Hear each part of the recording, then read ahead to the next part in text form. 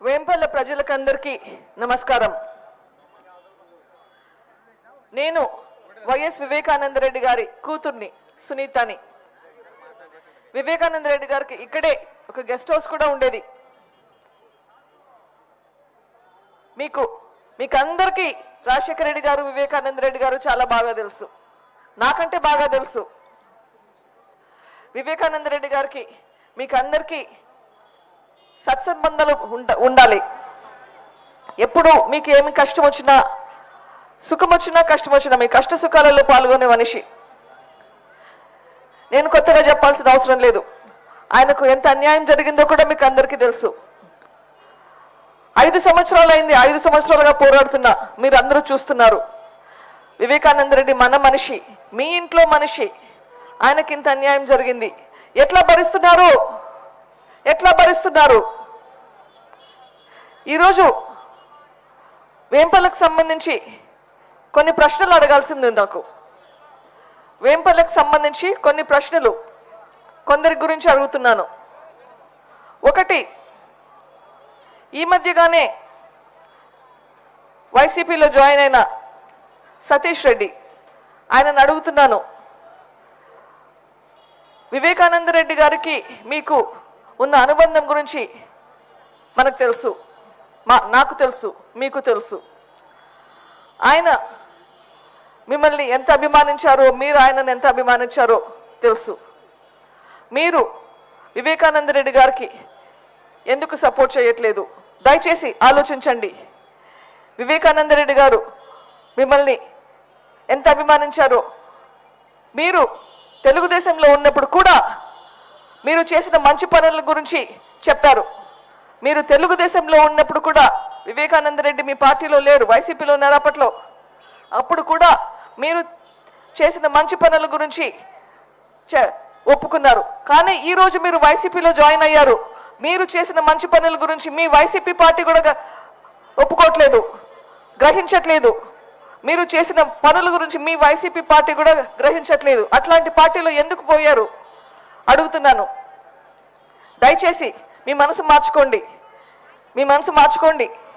న్యాయం వైపు ఉండండి. ఇంకొకరు, వేంపల్లికి చెందిన వ్యక్తి, గిడంగవారిపల్లికి చెందిన వ్యక్తి రవీంద్రనాథ్ రెడ్డి, రవికుమార్ రెడ్డి, వేంపల్లి రవి అంటాము. నాకు దూరపు బంధువు కూడా. వివేకానంద రెడ్డి గారు మీకు ఎన్నో చేశారు, చెప్పలేము ఎన్ని చేశారో మీకు. అట్లాంటి వ్యక్తిని ఎందుకు దూరం చేసుకుంటున్నారు? మీకు బాధ్యత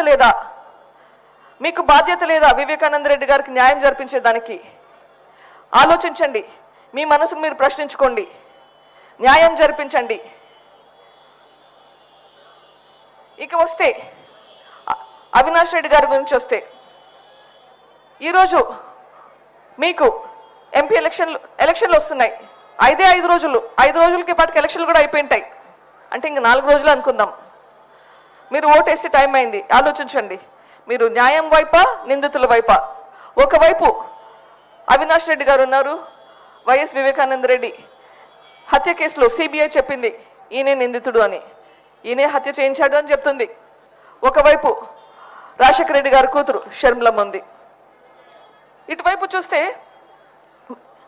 నేను గమనించింది ఏంటంటే, వైసీపీ వాళ్ళు కూడా అవినాష్ రెడ్డి గారికి ఓటు అడగడానికి భయపడుతున్నారు. మీరు గమనించారా? నేను ఒకదాన్ని గమనించింది. ఇది భారతమ్మ ఇక్కడ వచ్చి వేంపల్లిలో క్యాంపెయిన్ చేసింది. అప్పుడు కూడా క్యాంపెయిన్ చేసినప్పుడు కూడా వీడియోలు వచ్చాయి బయటికి.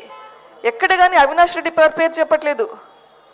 ఎందుకంటే అవినాష్ రెడ్డి పేరు చెప్తే మీరు అడుగుతారన్నా, ఎందుకు అవినాష్ రెడ్డి పేరు వస్తుంది? నిందితుడు కదా, ఆయన జైలుకు పోతాడు కదా, జైలుకు పోతే మా పరిస్థితి ఏంటి?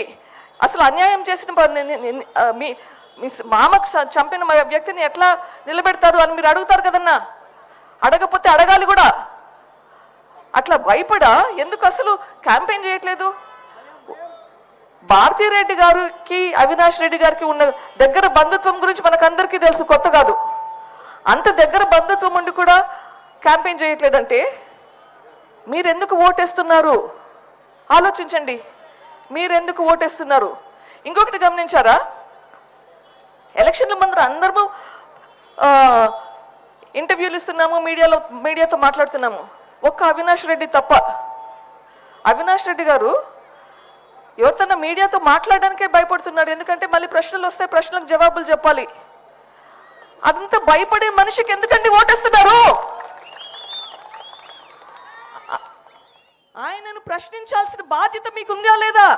మీరు ఆయనకు ఓటేస్తా అంటే మీకు తెలియాలా నిజాలు? మరి నిజాలు తెలియకుండా ఎట్లా ఓటేస్తారు? మీరు ప్రశ్నించాల్సిన టైం వచ్చింది. ఓటేసే ముందు మీకు తెలియాలి. ఎలక్షన్ కమిషన్ కూడా చెప్పింది మీకు తెలుసుకొని ఓటేసుకోవాలని. మీకు అడిగే హక్కు ఉంది. వివేకానంద రెడ్డి గారి హత్య కేసులో ఎవరు ఏంటి పాత్ర ఉంది అని మీకు అడిగే హక్కు ఉంది. దయచేసి ఆలోచించండి. మీరు నిందితుల వైపా, న్యాయం వైపా? న్యాయం వైపు అయితే హస్తం గుర్తుకు ఓటేయండి. హస్తం గుర్తుకు ఓటేసి న్యాయాన్ని గెలిపించండి. షర్మిలమ్మను ఆశీర్వదించి రాజశేఖర రెడ్డి గారికి, వివేకానంద రెడ్డి గారికి ఆత్మకు శాంతిని కలిగించండి. దయచేసి హస్తం గుర్తుకు ఓటేసి న్యాయాన్ని గెలిపించండి. షర్మిలమ్మను అతి భారీ మెజారిటీతో గెలిపించి రాజశేఖర రెడ్డి గారికి, వివేకానంద రెడ్డి గారికి ఆత్మకు శాంతి కలిగించండి. ఇది వన్ సైడెడ్ ఎలక్షన్ కావాలి. ఓన్లీ షర్మిలమ్మ, ఇంకెవరు ఉండకూడదు. న్యాయం ఒక్కటే ఉండాలి, ఇంకా వేరే ఎవరు ఉండకూడదు. మనం న్యాయం ఒక్కటే ఉండాలి. వేరే ఏ పార్టీకి వేసినా, ఏ గుర్తుకు వేసినా అది న్యాయం వైపు కాదు. ఇంకొకసారి మళ్ళీ చెప్తున్నాను, ఏ పార్టీకి ఏ గుర్తుకు వేసినా అది వేస్ట్ అవుతుంది. ఒక్క షర్మిలమ్మకు వేస్తే తప్ప. న్యాయం వేయాలంటే హస్తం గుర్తుకి షర్మిలమ్మకు ఓటేయాలి. హస్తం గుర్తుకు ఓటేసి న్యాయాన్ని గెలిపించండి. షర్మిలమ్మను ఆశీర్వదించండి, దీవించండి, భారీ మెజారిటీతో గెలిపించండి. జై హింద్.